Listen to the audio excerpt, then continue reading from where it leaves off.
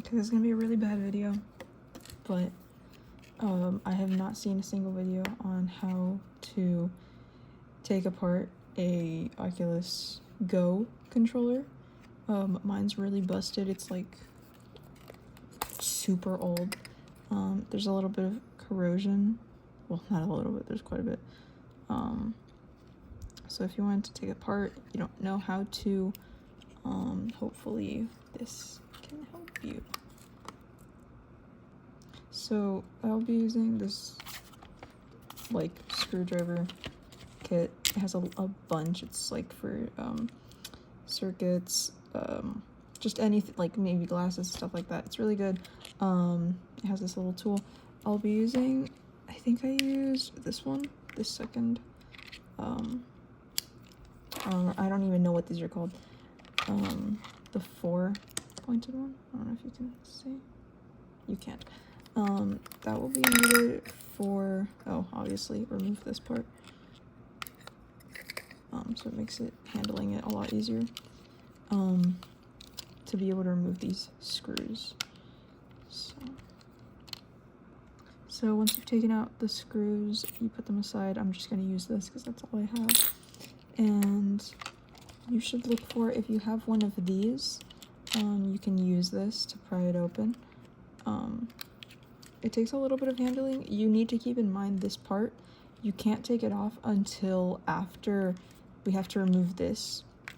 So you just go in there, start taking it apart like this.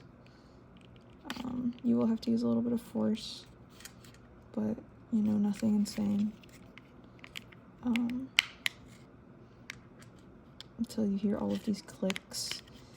And I'll get back to you once I get it all. Well, maybe I won't have to do a cut. So here, as you can see, it's pretty open all around. This side needs a little bit more prying. But once you get to this much, I think that's pretty good.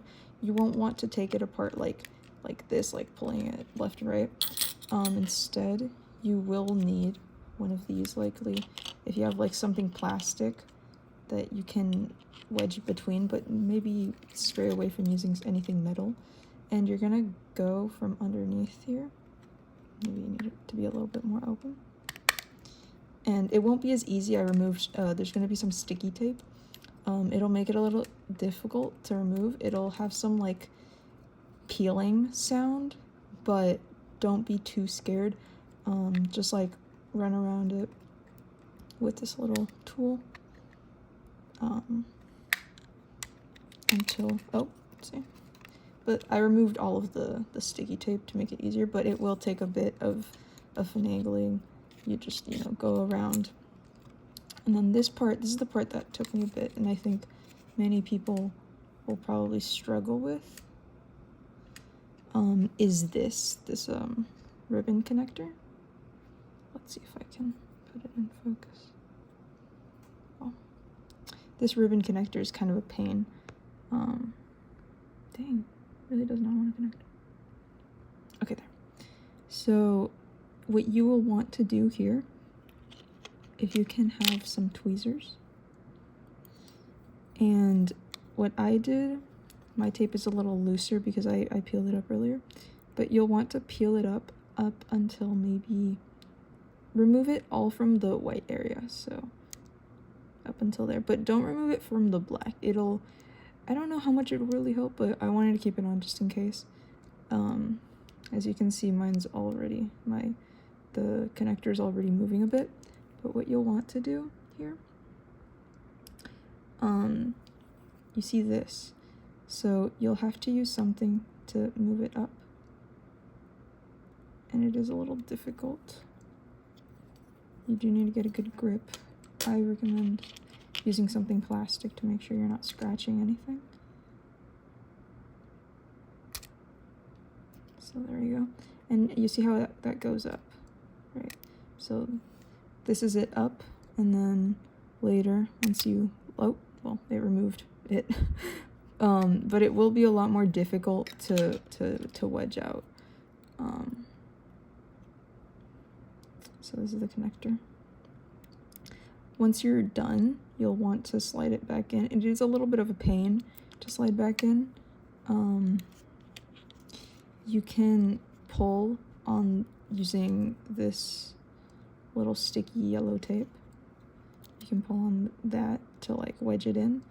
What I did, I'm not certain. I don't work with technology, with electric stuff or whatever, but I grabbed it from this little piece.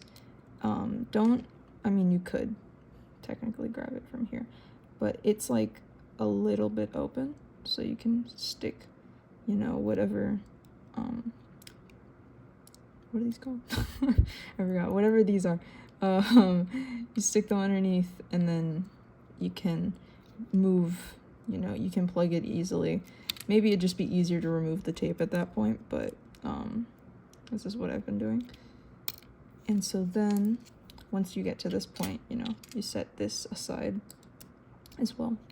And you'll have these screws. It'll be the same kind of bit as earlier. So you take them out. So once you've removed them, they'll look like this. They're not much smaller, but they're quite a bit smaller than the earlier ones. So make sure you make the distinction between which ones are which, and where you're supposed to place them. I don't think it'll really matter if you switch up like the holes where they go, like if one goes on the left or the right. I don't think that really matters. But as long as you make the distinction between which ones go near the this earlier part from the handle compared to the actual trackpad thing. But I'll put them all together since I know the size differences. But here you go. Once you get to that point, this is the part that got me a little stuck. I didn't know how to take it apart, as the plastic, since it's old, it might break a little bit. As long as nothing internal actually breaks, you'll be good. So I'm using this little plastic crowbar, and you can stick it. There's not much underneath, but you can stick it a little bit underneath, and you pull up until you see that it's like a little raised out. It makes that click. Once it makes that click, you can assume, I mean, it's bulging. Mine's already breaking a little bit. You can assume that you can, you know, you put the little crowbar here and then you can slide it out. There is a little plastic bit here that I had, but as I was trying to put it back together, it came off. It doesn't really matter if that little thing comes off. It's meant for extra support to make sure it's well closed, but if it just removes, it's not the end of the world. I think that would also go the same for this, but I mean, as long as you can make sure not much is breaking off, then I mean, it's probably better. And well, I mean, there you can just take it apart. If anything is like super stuck, just like go around, make sure you don't have any screws still in place. Make sure this little connector right here is good, like it's well lodged out. And so here you can probably go in with something, maybe like a Q-tip. There's many people online who have different ways of cleaning this.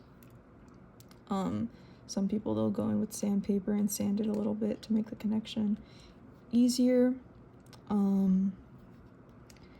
But I mean, I was thinking of just like using a little alcohol pad. I don't know, I'm not sure, but that's basically how you take it apart. And then to put it back together, you just do everything in reverse. You know, stick this on, click it, make sure it clicks over.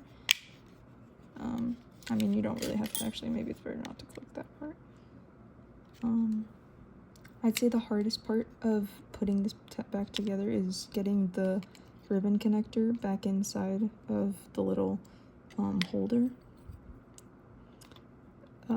Like I said before, maybe honestly, I'm just gonna remove this plastic, this little tape. Set it aside. If you want to keep it on and deal with that hassle, you can. So then you'll grab it there.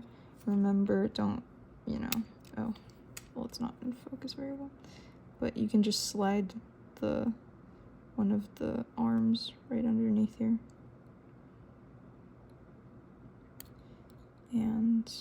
wow, I'm struggling.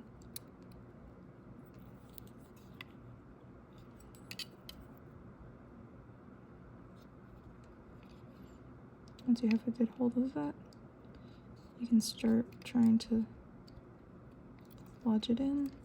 It is difficult though. So here, trying to get a hold of it differently. Okay, yeah, no, let's do another cut. Okay, so, oh, god damn it. Once you actually get it in, what I was trying to say was, you could use a little plastic tool to actually push it farther in. I just grabbed it earlier because it just seemed easier. You shouldn't want to pull on the actual ribbon because that could damage it. So you do need to keep that in mind.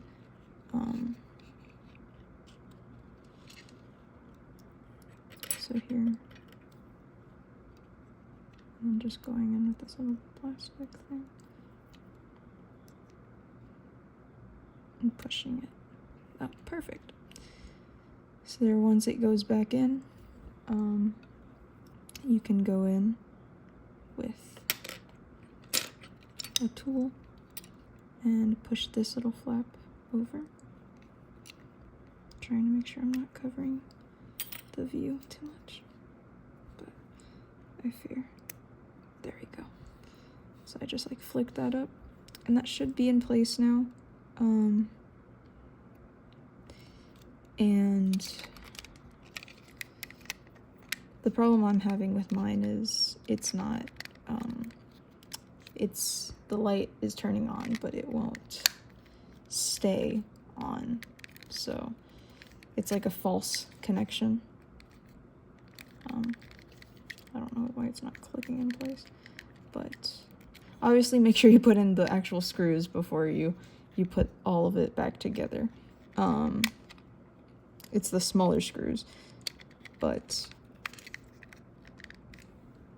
so after having clicked it all back together, oh, I lost that battery. So here with the battery, you can see that it works. So, it should work fine. But that's about it. Make sure you put in all of the right screws.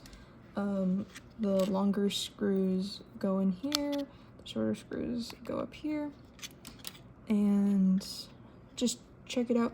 The thing that might be going wrong, if anything's working wrong, it might be a false connection with the ribbon connector.